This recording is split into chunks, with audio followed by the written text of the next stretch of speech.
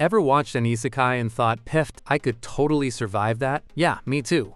Until I remembered I panic when my microwave beeps too loud.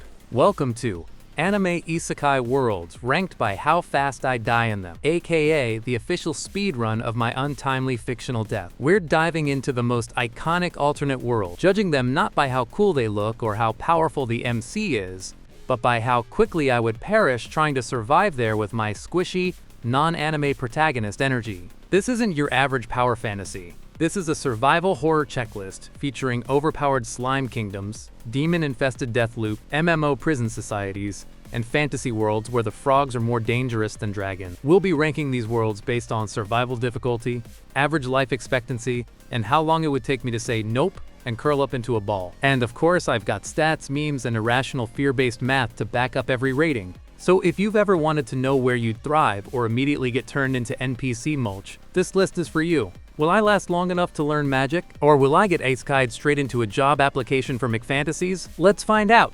Hit that like button like it's a cheat skill, subscribe before a truck hits you, and comment your own isekai survival ranking. Because, let's be honest, some of y'all think you'd survive ReZero, and I know you cried during boss fights in Elden Ring. Strap in.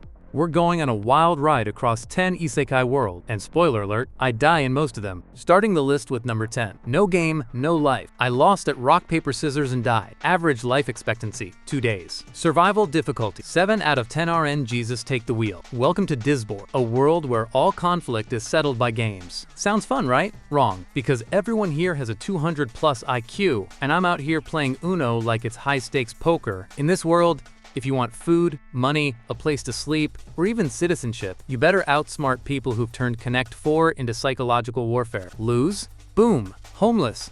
Lose again? Boom, enslaved. Triple loss? Congratulations, you now belong to a tiny animal-eared girl who beat you in tic-tac-toe. Stat-wise, I'm cooked. Wit? 3 out of 10. Barely beat my dog at chess. Lying ability? 1 out of 10. I flinch ordering food. Luck? Negative, because I picked scissors 5 times in a row. And don't even think about cheating, because everyone cheats. The catch? You have to out-cheat the other cheater while pretending you're not cheating, or you'll lose for cheating incorrectly. Yeah, it's that kind of anime. And the rulers of this world? 2 shut-in gamer siblings who beat the god of games himself. Me? I lost a checkers match to my 6-year-old cousin last week. Safe to say, I'm not becoming king. Would I die in Disboard? Maybe not physically, but emotionally, mentally, financially, morally? Instant KO. I'd be tricked into selling my soul for a bag of Doritos by episode 2. So unless I suddenly gain a gigabrain and become a gambling addict, Disboard is not for me. Saleh. Next world? Oh boy. We're going dark. Like, death is character development dark. Up next on number 9. That time I got reincarnated as a slime. I lived briefly. Average life expectancy, 3 weeks. If I avoid punching a dragon. Survival difficulty, 5 out of 10, cozy until you anger someone OP.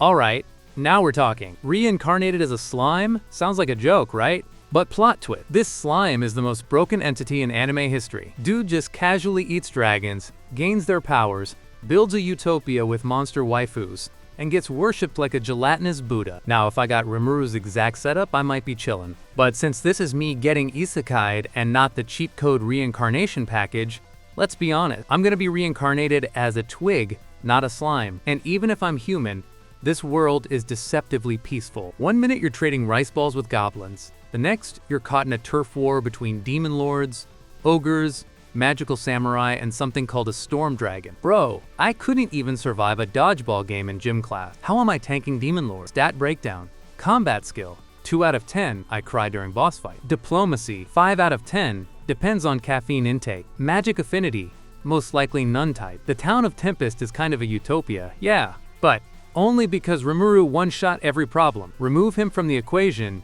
and this place becomes Monster Hunter Poverty Edition real quick. I'd be Monster Chow before I finish saying Majin. On the plus side, there are hot orc generals, Sunder wolves, and slime baths. On the downside, everything has a power level of planet busting, and I'm still level 1. Would I survive? Maybe, if I stuck to the kitchen and never left. Like ever. I'd be known as that one dude who makes toast while the real fighters save the world. Honestly, not the worst death sentence. Just don't poke the slime. Now on number 8, Sword Art Online. Died in the tutorial, respawned in therapy. Average life expectancy 1 day if I don't get spawn camped. Survival difficulty, 8 out of 10. Lag is lethal. Ah yes, Sword Art Online, the OG isekai that made us all fear VR headsets. You log into a game thinking you'll slay some goblins, flirt with cat girls, maybe grind XP in peace, and then the game master says, surprise! If you die here, you die in real life. And just like that, I am uninstalling life.exe. Let's get one thing straight.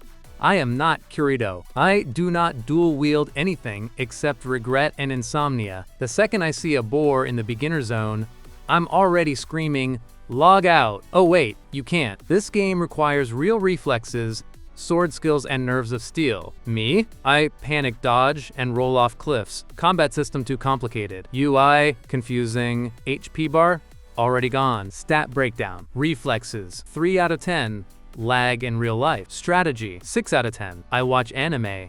I know traps. Physical stamina 1 out of 10.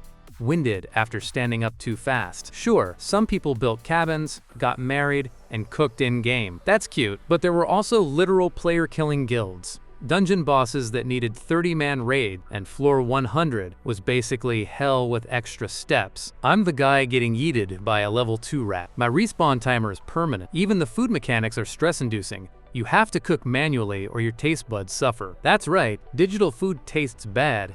If you don't level your chef skill, I'd be dying inside and outside. And while Kirito's out here doing flashy air combos, I'd be hiding behind a barrel trying to remember the parry button. Boiler, there isn't one. Oh. So yeah, SAO? I'm not making it to floor 2.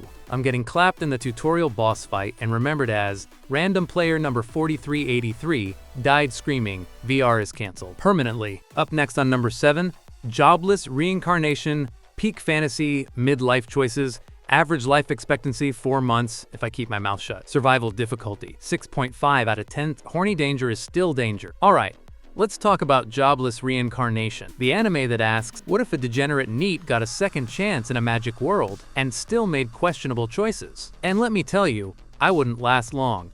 Not because of monsters, but because this world is low-key terrifying beneath all that wholesome animation and magical jazz. Now, the world itself looks like a fantasy dream. Dragons, spell school, talking beasts, floating cities. Awesome, right? Wrong. Because literally everything can kill you if you sneeze in the wrong direction. And that's before the teleportation disaster arc hits and everyone gets yeeted across the globe like anime darts. Stat breakdown. Magic potential, 4 out of 10. I know 1 fire spell, burning toast. Swordsmanship, 2 out of 10.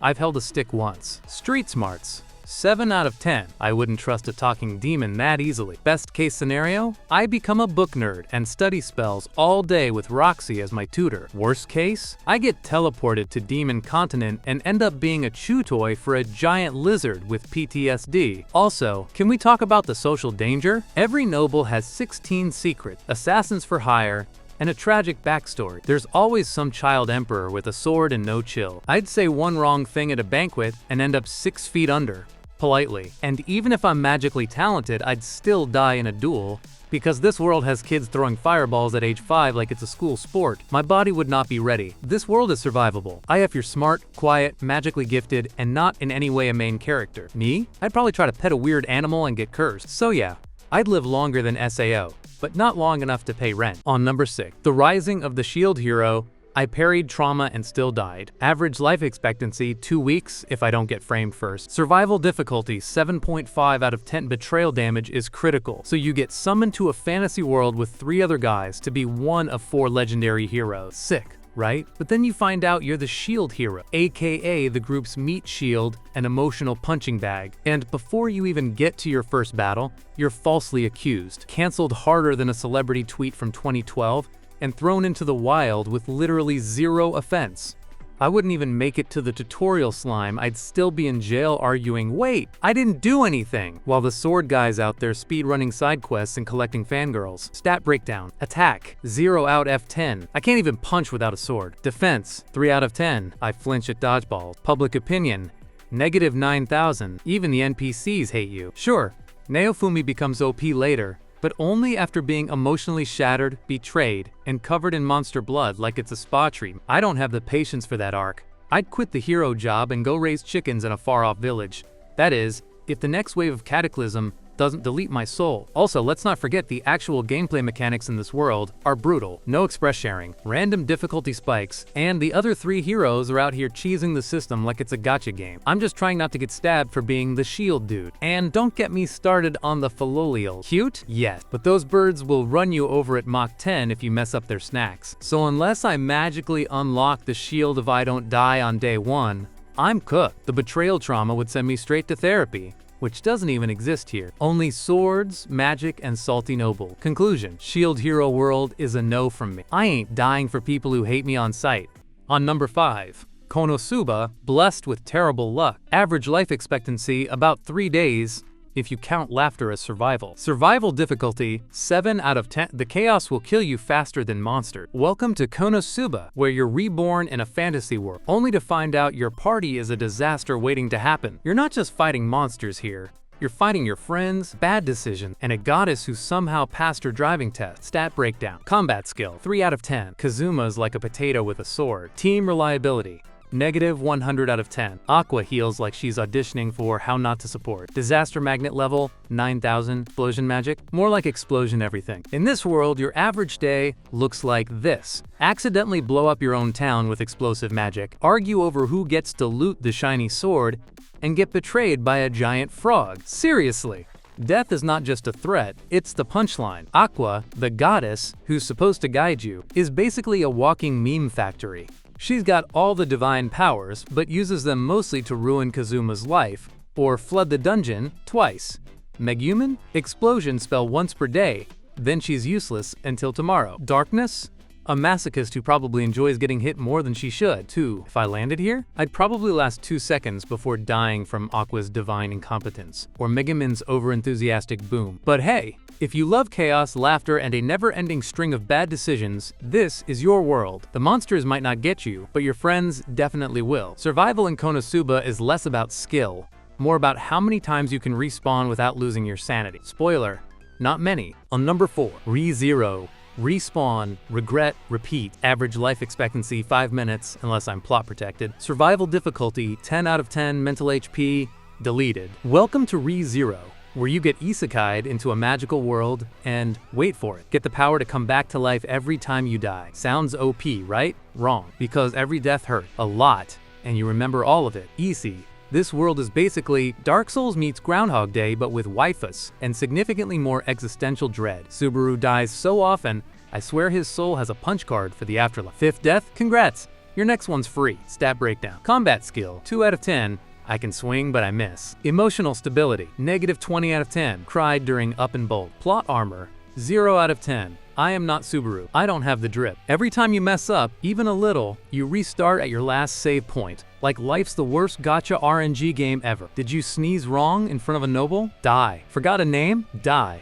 Took a wrong turn? DIE. Now try doing that while being hunted by demon bunnies, witches who whisper into your brain, and political factions that treat murder like a handshake. Also, Subaru may have waifus like Rem and Amelia backing him up, but me? I'd be alone in an alleyway getting shanked by a jester with PTSD and a knife collection. Even if I do manage to live past 5 minutes, the trauma stacks up. I'd be having panic attacks every time someone asks, "Are you okay?" Like NO Karen, I just died for the 12th time trying to deliver soup. There's no power-up, no XP, just knowledge, tears, and the slow realization that you are not the protagonist. You're just the guy who gets wrecked off screen, so Subaru can grow emotionally. ReZero is amazing to watch, but to live in? I'd rather respawn into traffic. Up next on number 3, Grimgar, Ashes and Illusion. Realistic isekai suffering. Average life expectancy, 6 months, if you're lucky. Survival difficulty, 9 out of 10. No tutorial, no cheat codes, just pain. Welcome to Grimgar, the isekai, where you don't get OP magic or cool skills right away.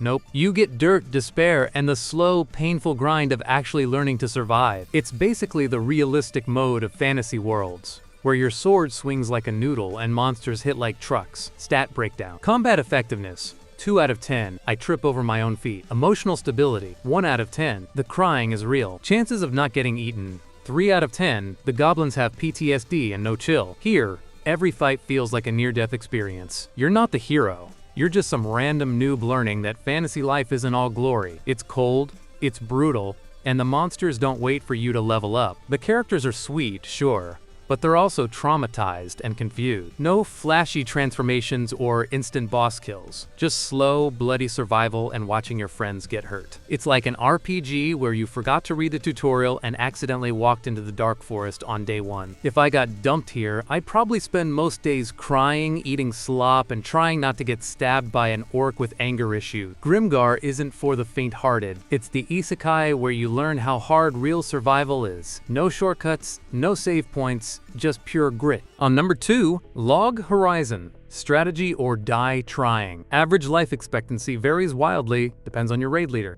Survival difficulty, 7 out of 10. Complex social politics plus dungeon crawling equals stress. Welcome to Log Horizon, the MMORPG isekai, where getting trapped in a game means not just fighting monsters, but dealing with massive guild politics, economics, and social drama. If you thought dungeon crawling was hard, try negotiating peace treaties and managing a whole city-state. Stat breakdown. Combat skill. 5 out of 10, I'm decent if someone tells me what to do. Social game. 9 out of 10, you better be ready to backstab or get backstabbed. Survival chances. 6 out of 10 if you don't rage quit. Here, the monsters are scary, but the players? Even scarier. You'll need to join a guild, learn diplomacy, and maybe bribe a dragon or two to survive. The grind isn't just for levels, it's for alliances, trade deals, and political clout. If you're solo, good luck. This world punishes loners with giant death squads and endless boss raids, but team up, and you might live long enough to see your own player housing. Plus,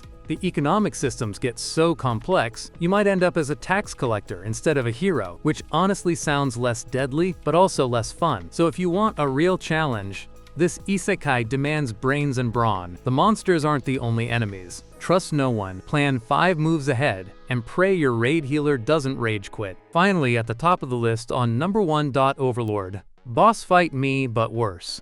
Average life expectancy, negative infinity, aka I'm dead before the opening credits. Survival difficulty, 11 out of 10. When you're the villain, nobody wants to be friends. Welcome to Overlord, where you get trapped in a game world, but you're not the hero. Nope, you're the overlord of an evil guild with legions of undead minions and power levels that make Godzilla look like a chihuahua. If you think surviving here means winning, think again. You're basically playing chess against gods, dragons, and political assassins, while wearing a skull mask that screams, "Kill me." Stat breakdown. Physical defense, infinite, because skeleton. Social skills, negative 5,000. Everyone fears me like I'm the final boss of life. Threat level maximum, I'm on everyone's kill list. Sure, Ainzul Gown, the main dude, is OP, but I am not him. I'm just me, a random newbie who'd probably get snapped in half by a single death knight. Also, this world is brutally political. Everyone is scheming, betraying, and power-grabbing like it's Game of Thrones, but with more necromancers. The biggest danger? You're constantly surrounded by allies who are super loyal, but that means if you mess up, they'll probably try to fix it by annihilating your enemies, which might include you if you're not careful. Plus, every friendly chat could be a trap or a blood oath. If I showed up here, I'd be a nervous wreck trying not to accidentally command a dragon to roast a village or insult a demon lord. The NPCs? Less cute sidekicks, more psychopaths with infinite power. Long story short, Overlord is a high-stakes game for players who can multitask strategy, diplomacy, and mass destruction without breaking a sweat. Me? I'd be the first to die in the tutorial dungeon. Into you or. So if you see me in an isekai world, please don't send me here and to here. I'll stick to slime blobs and peaceful kingdoms, thanks. And there you have it, 10 isekai world, 10 hilariously tragic ways I would absolutely not survive. Turns out, being dropped into a fantasy realm doesn't come with a safety manual or a respawn button, unless you're Subaru, and even then, it still sucks. Let's be real, most of us would die in the tutorial zone. Slime sneezes on you? Dead. Miss one dodge roll in a boss fight? Dead. Try to flirt with the elf princess? Instant death by Holy Smite. So which isekai world would you survive in? Drop your pick in the comments and roast me for dying in Konosuba. I accept my clown status. And don't forget to hit that like button before Truckun catches you slipping. Subscribe for more anime chaos, leave a comment for the algorithm gods, and remember, if you ever wake up in a fantasy world with a weak skill set and zero memory, just know I'm already dead and waiting for you in the Afterlife Tavern. Catch you in the next video, or not, depending on how fast you die. Peace out, isekai survivors.